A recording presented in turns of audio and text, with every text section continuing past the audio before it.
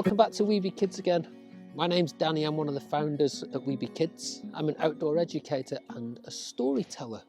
If this is your first time at Weeby Kids, know that there are over 250 free resources for you and your family to use to help you get out into nature. There are resources in yoga and mindfulness, nature activities, stories, storytelling, and nature arts and crafts. So head on over to the website at weebykids.net to check them out. Today, on this lovely day, I've come up to the woods to tell you a story. And this story is a Finnish folk tale. And it is called The Boy Who Stole from the Huldra. Now, this story begins in the mountains. And in the mountains there was a great castle. And the great castle was surrounded by beautiful, thick, mixed woodland. And in the castle lived a king and a queen and his daughter. And it is said that down in the beautiful mixed woodland there lived a Huldra. A Huldra is a woman of the forest, a mystical creature that is said to carry much, much magic. Now, rumour had it that this Huldra, who lived in this forest, had possession of some beautiful items. It is said that she owned 10 golden hens, a golden lantern and a golden blanket. And all of his life, the king had wanted those 10 golden hens. So one day, he sent a message out across his whole kingdom to say that whoever could bring him those 10 golden hens would get his daughter's hand in marriage. Not many people came because everybody knew that it is not wise to steal from the Huldra. But there was one boy who came along. He came and he said to the king, I will go. I will get you the 10 golden hens. So the king agreed. And the young boy took with him a bag of peas and a big net. And he headed off into the forest. He was a great tracker. And it didn't take him long before he tracked down the golden hens, all pecking away in a big, beautiful glade. The boy took the bag of peas and he scattered them. And as the hens came along to eat the peas, he swooped each one of them up in his net. He popped them in his bag and he headed back to the castle. But when he got back to the castle, he gave the king the 10 golden hens and asked for his daughter's hand in marriage. But the king shook his head. He said, I am so impressed with you for getting the 10 golden hens that now I would like you to return and get the golden lantern. So the boy agreed, on the condition that when he returned, he would be given the daughter's hand in marriage. So the young boy waited until night set in, and again he headed off into the forest, and he watched carefully for any glimmer of light. And it didn't take long before he had tracked down the Huldra, walking through the forest, holding her golden lantern high up. And carefully he tracked her. He hid behind trees and bushes and rocks. And eventually the Huldra arrived at a great big well. She laid the golden lantern down, and she reached down into the well to fill her bucket. And the boy knew that this was his chance. He ran up as fast as he could, and from behind the Huldra he pushed her. She tumbled head first, down, and down, and down into the well. The boy picked up the golden lantern, and he ran as fast as he possibly could, all the way back to the king's castle.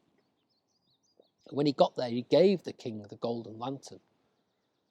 And the king stroked his beard and shook his head.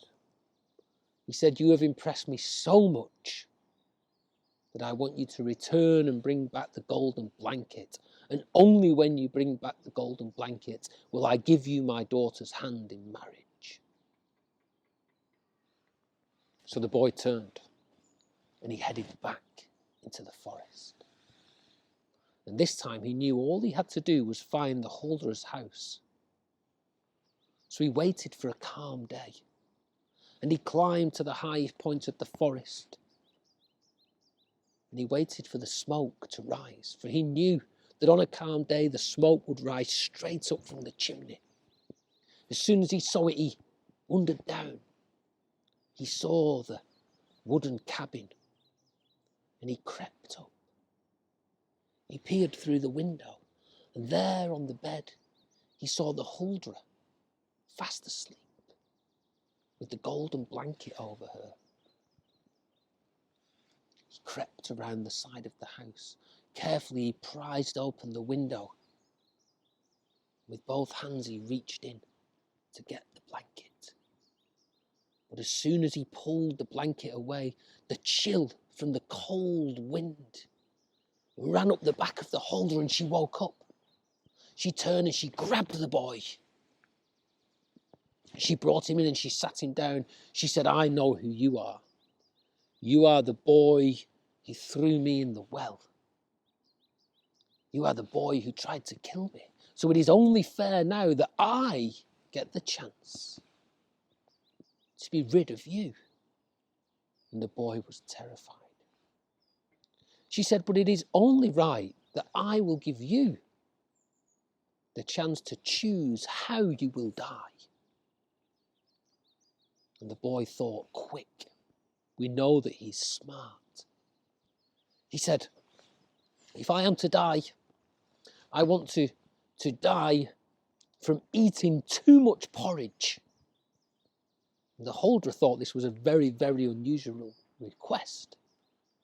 But she tied him to the chair and she built a big fire. And there she put on a big cauldron. And she poured in bags and bags and bags of porridge oats and gallons and gallons and gallons of water. And she stirred and stirred. And the boy asked if he could go outside.